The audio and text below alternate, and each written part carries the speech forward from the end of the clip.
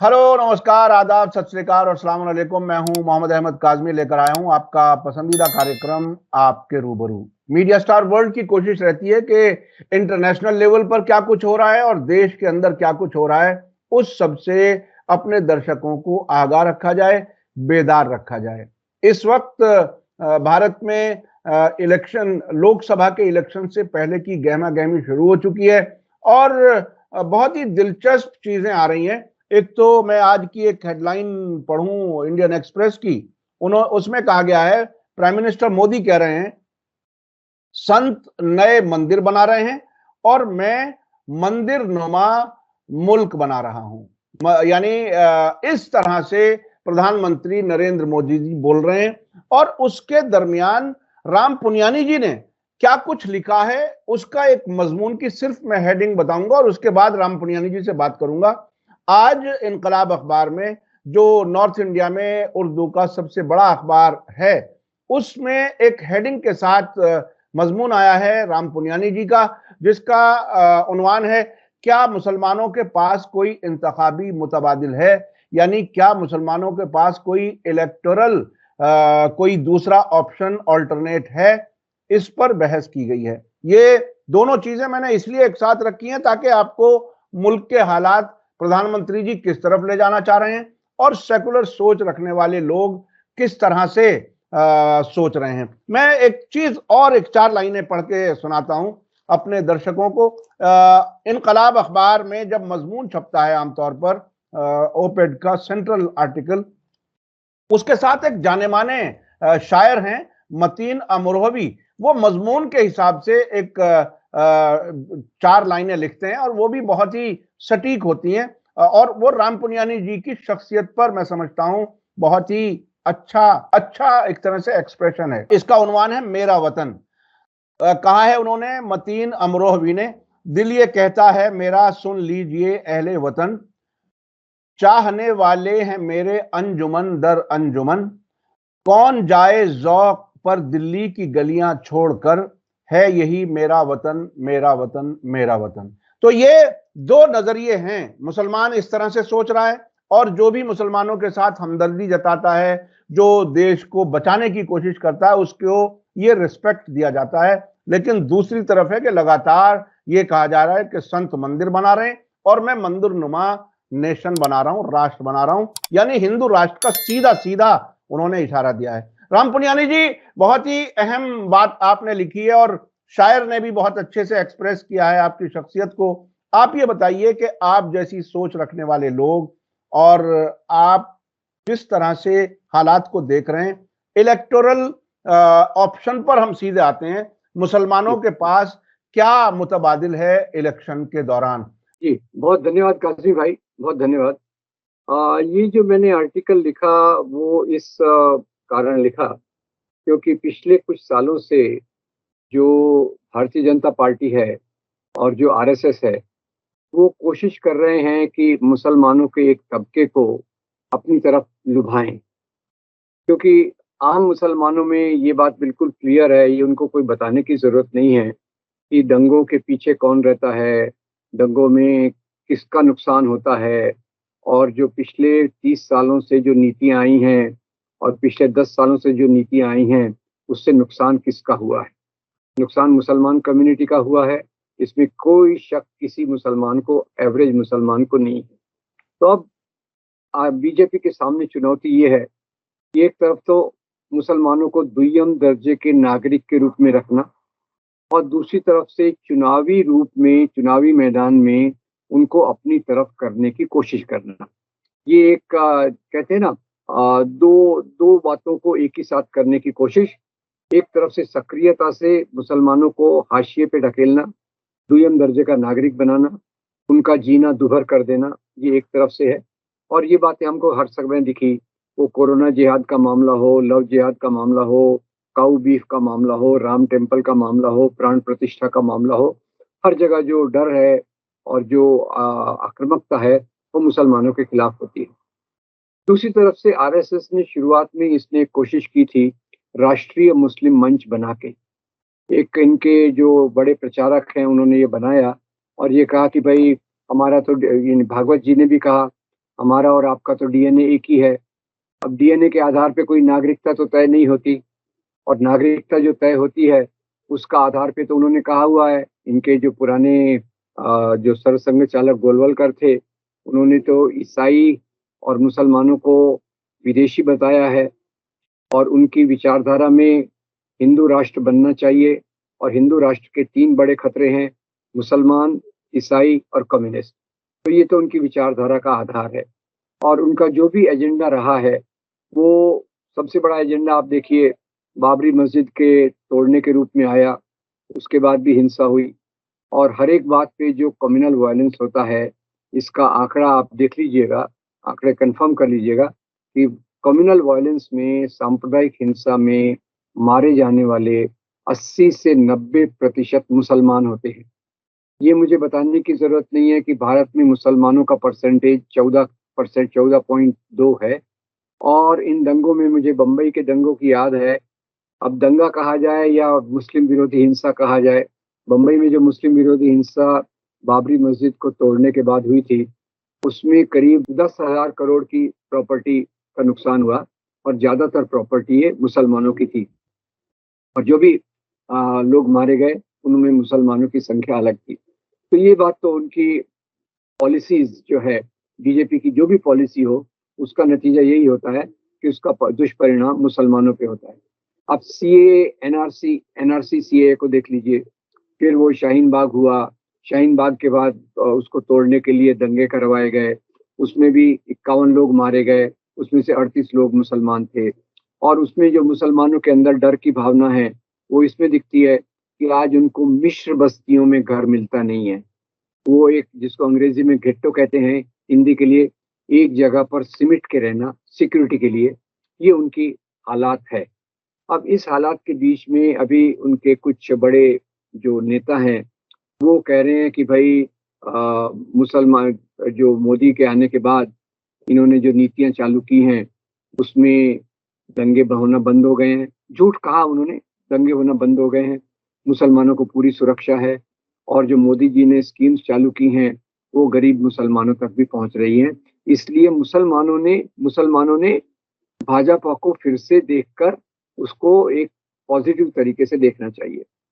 तो इसी के जवाब में मैंने ये लेख लिखा कि आज जो भारत में मुसलमान का हाल है, वो दुय्यम दर्जे का नागरिक कहना तो बहुत बड़ी बात है, ये उससे भी खराब हाल है। तो दूसरी बात देखिए कि भारतीय जनता पार्टी अपने आप को हिंदू राष्ट्र को उसको लाना है, और उसके इतने एमपीज हैं, उसमें एक भी एमपी मुसलमान नहीं है।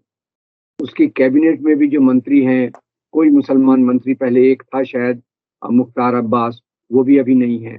एक शाहनवाज थे, वो भी नहीं है। ये भी खैर थे क्योंकि ये हिंदुओं के दामाद थे, शायद इसलिए उनका थोड़ा प्रमोशन किया गया था, पर फिर से उनको उनके बता दी गई है कि उनकी जगह क्या है। तो मुसलमानों के, और दूसरी बात यह है कि जो दूसरी पार्टियां हैं, ये बात काजमी भाई मैं मानता हूँ कि कोई भी पार्टी पूरी तौर से नेहरू और गांधी के रास्ते पे नहीं चल सकी।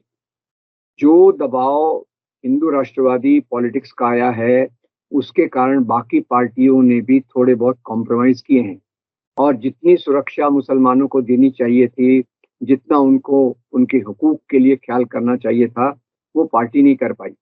तो कुछ मुसलमान अपॉर्चुनिस्ट लीडर क्या करते हैं, कांग्रेस की एक एक गलती निकालते हैं कि देखो कांग्रेस ने यहाँ गलती किया, कांग्रेस ने वहां गलती किया।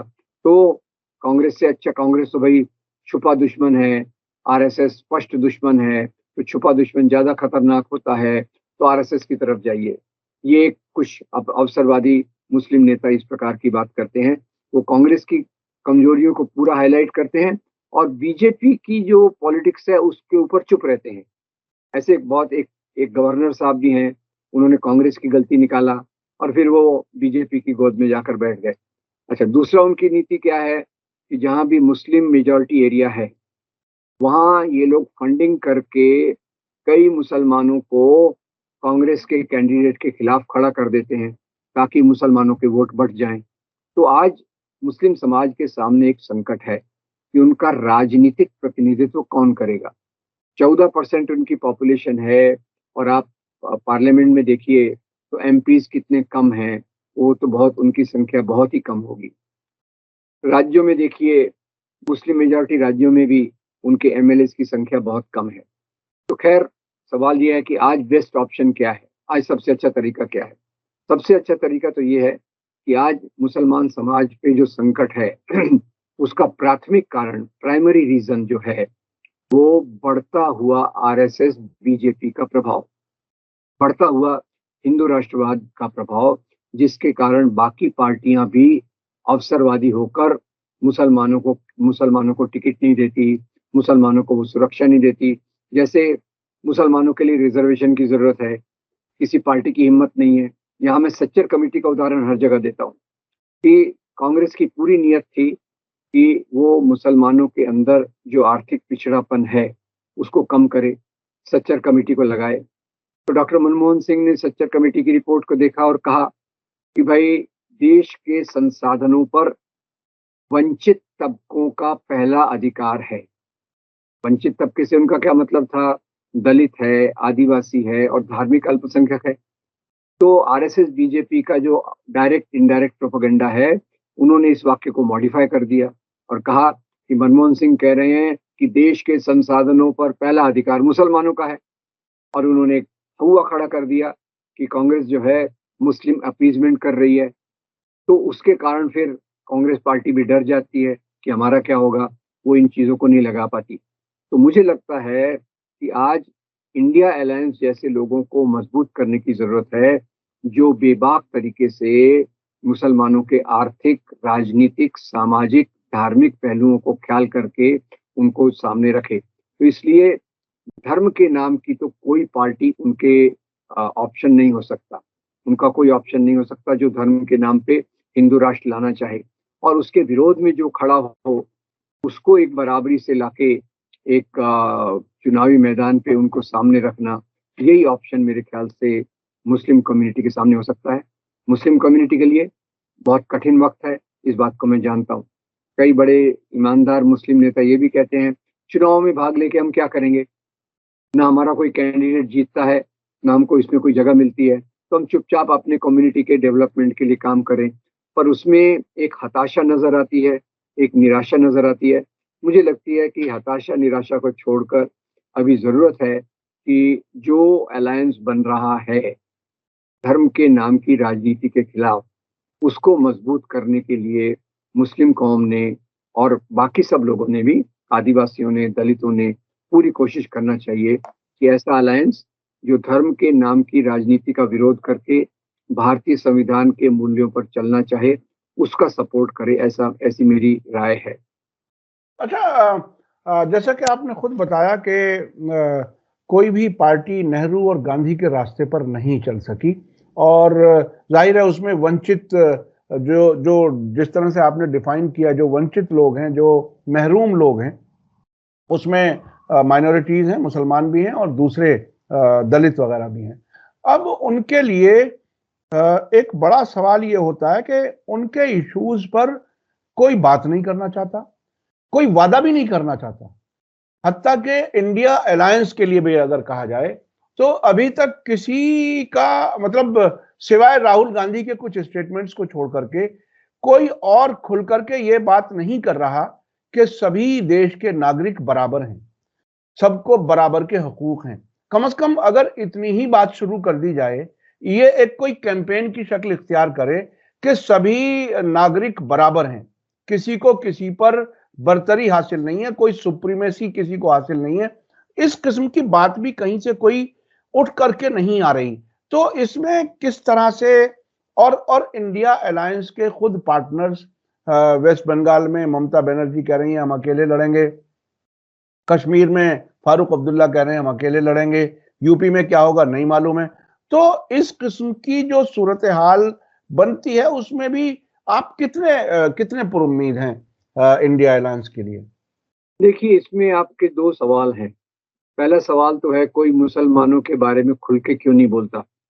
उसका जवाब तो बहुत क्लियर है।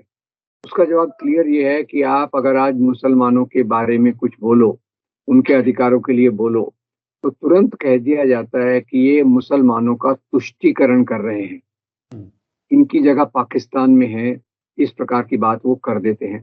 तो इसीलिए ज्यादा डर जो है दक्षिणपंथी राजनीति का, धर्म के नाम की राजनीति का, उसके कारण लोग खुले तौर से जो उनकी इच्छा है उसके ऊपर बात नहीं करते।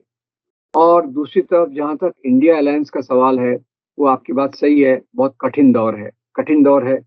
और जो रीजनल पार्टीज हैं उनको अपना अस्तित्व भी बचाना है, अपना अस्तित्व मजबूत भी करना है, और साथ भी साथ भाजपा की राजनीति का विरोध भी करना है। तो देखते हैं आगे ऊँट किस करवट बैठता है, मैं भी इसके बारे में श्योर नहीं हूँ। केवल मैं उम्मीद करता हूँ कि इंडिया अलायंस का कुछ फायदा होगा और कई जगह लोग आपस में बीजेपी के खिलाफ सिंगल कैंडिडेट खड़ा कर सकेंगे। ऐसी आज तो केवल उम्मीद की जा सकती है, उससे ज्यादा आज कहना कुछ मुश्किल मुश्किल है। और पर फिर भी जैसे कश्मीर में अब्दुल्ला ने जो कहा, और उन्होंने ये भी कहा कि हम इंडिया अलायंस के साथ रहेंगे, ये दोनों बातें उन्होंने कही। ममता बनर्जी इंडिया अलायंस के विरोध में बात नहीं कर रही, तो ये भी बात सही है। तो ये उनका एक बार्गेनिंग टैक्टिक्स भी हो सकता है और अलग प्रकार की चीजें भी हो सकती है। तो इसमें मेरे ख्याल से कांग्रेस काफी समझदारी से काम कर रही है, ऐसे मुद्दों पे कोई निगेटिव कमेंट नहीं कर रही, चुपचाप जो बैकडोर डिप्लोमेसी के माध्यम से उनसे कांटेक्ट करके उनको अपने साथ रखने की कोशिश करे, यही हम तो उम्मीद कर सकते हैं। अच्छा, जिस तरह से सरकार अलग अलग पार्टियों के नेताओं को ईडी से डराती है, फिर वो किसी न किसी तरह से या तो वो अपनी पार्टी के लिए काम करना बंद कर देते हैं, या और ज्यादा दबाव होता है तो वो बीजेपी ज्वाइन कर लेते हैं। मध्य प्रदेश से इस किस्म की खबरें पिछले कई दिन से आ रही हैं, कमलनाथ के बारे में खास तौर पर। कई दिन की अटकलों के बाद उन्होंने फिर कह दिया कि नहीं, मैं कहीं जाने वाला नहीं हूं। तो ये जो ईडी के दबाव से इतने बड़े पैमाने पर कुछ स्टेट्स के बाकायदा एक स्टेट के तो चीफ मिनिस्टर को जेल भेज दिया गया, एक दूसरा हमारे दिल्ली के चीफ मिनिस्टर पर जो है वो तलवार लटकी हुई है जेल की, और वो भी तैयारी कर रहे हैं कि अगर मैं जेल गया तो मैं जेल से इलेक्शन लड़ूंगा। तो ये इस किस्म की जो अफरा तफरी, सियासी अफरा तफरी वाला जो माहौल बन रहा है, जहां खुद पॉलिटिकल लीडर अपने आप को सेफ महसूस नहीं कर रहा, जहां 100 से ज्यादा सांसदों को सस्पेंड किया जा सकता हो आसानी से, यानी देश की तकरीबन 1/4 आबादी की नुमाइंदगी ही पार्लियामेंट में ना रहे, जहां इस हद तक डेमोक्रेसी पर सख्त हमले हो रहे हों, उसमें इंडिया अलायंस का मजबूती से खड़े रहना, मजबूती से इलेक्शन लड़ना, ए 1-to-1 बीजेपी के खिलाफ एक कैंडिडेट खड़ा करना, वो आइडिया तो बहुत अच्छा लग रहा है, अगर उस पर अमल हो जाए तो वाकई बहुत अच्छा होगा। लेकिन आपको क्या लगता है कि इस सियासी गहमा गहमी में वहां तक बात पहुंच पाएगी? देखिए, जो पार्टी पावर में है वो तो पूरा कोशिश कर रही है ईडी, आईटी, सीबीआई के माध्यम से अपोजिशन लीडर्स को डराए। और उसमें हेमंत सोरेन जैसे बहादुर चीफ मिनिस्टर भी निकल रहे हैं, और जैसे आप पार्टी वाले भी हैं, उन्होंने भी इसका बहादुरी से मुकाबला किया है। अब कई जो कमजोर हड्डी वाले हैं और कई जो अवसरवादी हैं, वो तुरंत सरेंडर कर देते हैं। पर खैर, वो अलग बात है, ये भी हमारे समय की मजबूरी है। पर एक बार इलेक्शन डिक्लेयर होने के बाद पिक्चर क्लियर होगा कि कौन किस प्रकार से साथ में आता है। कि जो बीजेपी के साथ जाएंगे उनका जनाधार भी कमजोर हो सकता है, ये बात उनके कैलकुलेशन में होगी। क्योंकि आज लोगों के मन में जो असंतोष है, जो गुस्सा है, जो निराशा है, वो बहुत भयंकर है। ये बात मैं आपको बता दूं काजी भाई, कि भले ही बीजेपी के पास पैसा बहुत हो, मैन पावर बहुत हो, और ये सब सरकारी यंत्रणा उनके कंट्रोल में हो, जिसका वो दुरुपयोग करके लोकतंत्र को कमजोर कर रहे हैं। पर ये बात भी है कि लोगों में जिस प्रकार से आज के हालात से गुस्सा है, तकलीफ है, दर्द है, और गरीबी, भुखमरी, बेकारी, और किसानों का हाल जो है, किसानों का आंदोलन तो अभी भी चल रहा है। तो ये चीजें हैं जिससे जिससे लगता है कि आगे आने वाले चुनाव में नतीजा कुछ अलग प्रकार से आएगा। अच्छा, इस वक्त जिस तरह से देश के जो हालात हैं, जिस बड़ी तादाद में नौजवान बेरोजगार है, जिस बड़ी तादाद में नाइंसाफी के खिलाफ एक एहसास है, और किसानों का आंदोलन दोबारा शुरू होना एमएसपी का वादा भूल जाना सरकार के जरिए, उसके बाद अब इलेक्शन के से पहले ये होना, इस दरमियान आप आम लोगों को जो जो अंधभक्ति का उन्होंने मतलब जिन पर असर कुछ ज्यादा है उनको, सेकुलर लोगों को, देश से हमदर्दी रखने वालों को आप क्या कुछ कहना चाहेंगे? ये मेरा आखिरी सवाल है। मैं समझता हूं कि ये बात जरूरी है लोगों को बताने की। देखिए, मेरी तो एक ही अपील रहेगी, एक ही रिक्वेस्ट रहेगी कि आज के समय में देश के एकता के लिए, देश की प्रगति के लिए सबसे बड़ी कोई रुकावट है, वह मजहब के नाम की सियासत। इसमें मैं फर्क करना चाहता हूँ। मजहब जो है, मजहब तो मोहब्बत का दूसरा नाम है। मेरे हिसाब से मजहब मोहब्बत का दूसरा नाम है, और जो नफरत फैलाने का काम है वो मजहब के नाम की सियासत करती है। तो मजहब के नाम की सियासत किसी भी रूप में आए, उसको पूरी तौर से दरकिनार करना चाहिए। और जो पार्टियां संविधान पे चलना चाहती हैं, भले ही उनमें अभी कुछ कमजोरियां हैं, वो इतनी मजबूती से नहीं खड़ी हो पा रही, वो बात मैं मानता हूँ। उसके बावजूद वही एक उम्मीद है जो आज के समय में हमको हमारी जमहूरियत को, डेमोक्रेसी को बचाने की तरफ जा सकती है। समस्याएं बहुत बड़ी हैं, इस बात को मैं मानता हूँ। पर एक बात काज़ी भाई ये भी याद रखना चाहिए कि लोग भी इतने परेशान हैं ये सब चीज़ों से, उसके कारण लोग भी अपना जो मत हैं वो उसी तरफ देंगे जहाँ उनको एक उम्मीद की किरण दिखेगी। उस उम्मीद की किरण जहाँ उनके भाई महंगाई का प्रॉब्लम हल हो, बेकारी का प्रॉब्लम हल हो। केवल बहुत बड़े भपकेबाजी और प्रोपेगेंडा के आधार पर देश के हालात हल नहीं होने वाले, ये लोगों को भी पता है। केवल मंदिरों में प्राण प्रतिष्ठा करके लोगों के पेट की भूख नहीं जाने वाली। तो वो लोगों ने सब सोच के आगे आने वाले चुनाव में एक सही कदम लेना चाहिए। मैं तो केवल इतना ही कह सकता हूँ। जी जी, बहुत बहुत शुक्रिया। मैं अपने दर्शकों को आखिर में एक और खबर बता देता हूं। अभी इस वक्त जो मेरे सामने उर्दू का अखबार इनकलाब है, उसमें एक खबर छपी है अलीगढ़ से, और वो है ख्वाजा इफ्तिखार अहमद हैं एक साहब, जो इंटरफेथ ऑर्गेनाइजेशन के नाम से एक काम करते हैं, और वो हर हफ्ते मजमून लिखते हैं जिसमें मुसलमानों को ही समझाया जाता है कि आप जो हैं वो एडजस्ट होकर रहें और भूल जाएं और अपना नैरेटिव बदलें और बीजेपी के खिलाफ ना सोचें, दूसरी सोच भी लें। वो अलीगढ़ यूनिवर्सिटी गए और ये वादा किया।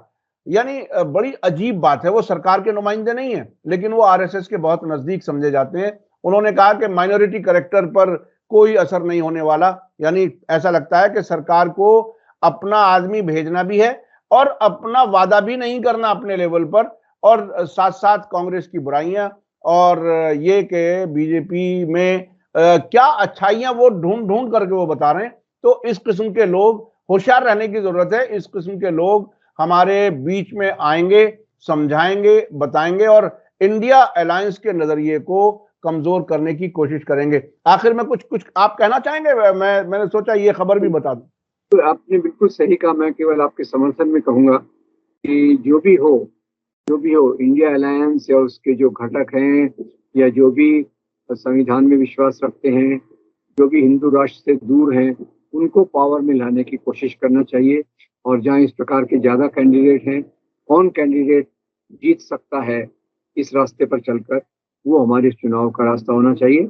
और उसके बाद भी फिर हमने अपनी मांगे, अपनी तकलीफ, अपना दर्द इन चुने हुए लोगों तक पहुंचाते रहना चाहिए। मैं इतना ही कहूंगा। जी, बहुत बहुत शुक्रिया जनाब राम पुनियानी जी, आप हमें वक्त दे देते हैं उसके लिए बहुत बहुत शुक्रिया। इसी के साथ मुझे दीजिए इजाजत। धन्यवाद, शुक्रिया। जय भारत, जय हिंद। मीडिया स्टार वर्ल्ड के और वीडियो देखने के लिए हमारे चैनल को सब्सक्राइब करें और सीधे नोटिफिकेशन पाने के लिए बेल आइकन दबाएं। और अगर हमारी खबर सच्ची और अच्छी लगे तो अपने व्हाट्सएप, इंस्टाग्राम, फेसबुक और ट्विटर अकाउंट पर जरूर शेयर करें।